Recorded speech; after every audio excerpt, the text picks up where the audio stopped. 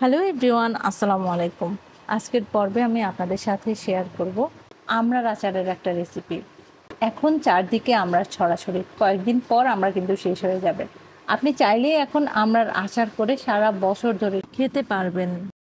আজকে আমি অল্প তেলে কিভাবে সারা বছর আমড়ার আচারটা সংরক্ষণ করতে পারবেন সেই রেসিপি আপনাদের সাথে শেয়ার করবো। আশা করি আপনাদের ভালো লাগবে।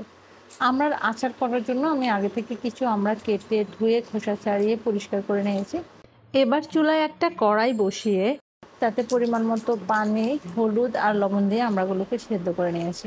আমড়াগুলো সেদ্ধ হয়ে গেলে আমড়াগুলোকে পানি থেকে ছেঁকে তুলে নেব।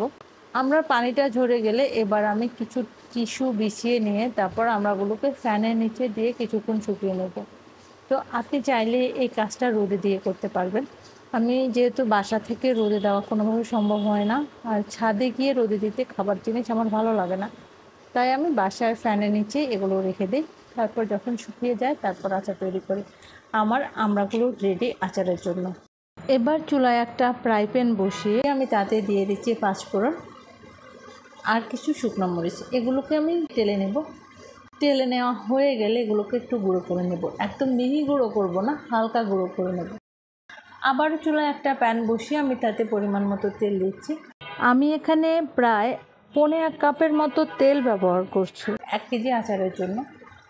কয়েকটা এলাচ, দারচিনি, তেজপাতার সাথে 2-3টা শুকনো মরিচ দিয়ে এগুলোকে হালকা কিছুক্ষণ ভেজে নিচ্ছি।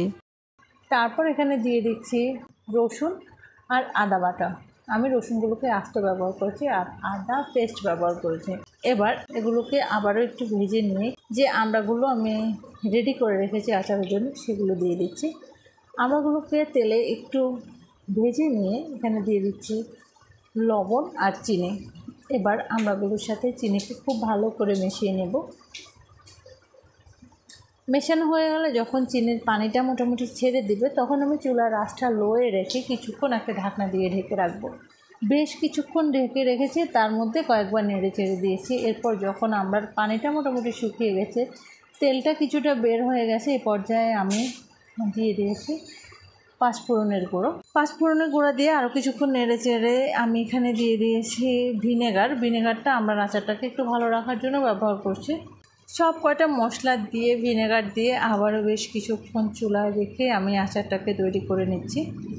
যখন আচারটা একদমই সেদ্ধ হয়ে গেছে এবং কি আচারের ভিতরের মিষ্টিটা অনেকটাই ঢুকে গেছে, কারণ চুলায় থাকা অবস্থা কিন্তু পুরো মিষ্টি টেস্ট কিন্তু আচারের ভিতরে ঢুকে না। যখন আস্তে আস্তে ঠান্ডা হয় আর আচারটা পুরনো হয় তারপর আচারের টেস্ট আসে। তো এই পর্যায়ে আমি আচারটাকে চুলা থেকে তুলে ঠান্ডা করে তারপর একটা এয়ারটাইট কন্টেনারে করে নর্মাল ফ্রিজে রাখবো। কারণ আমি নর্মাল ফ্রিজে রাখবো, আমি আচারটাকে খুব ভালো করে রোদে দিতে পারিনি।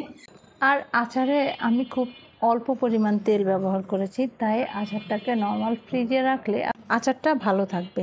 ডুবো তেলে আচার রাখলে আর রোদে আচার শুকালে আচার অনেক দিন বাইরেই ভালো থাকে। তবে যদি অল্প তেলে আচার সংরক্ষণ করতে চান তাহলে অবশ্যই নর্মাল ফ্রিজে আচার রাখবেন, তাহলে আচার বেশি দিন ধরে ভালো থাকবে। তো আমি আশা করি আমার আজকের রেসিপি আপনাদের ভালো লেগেছে।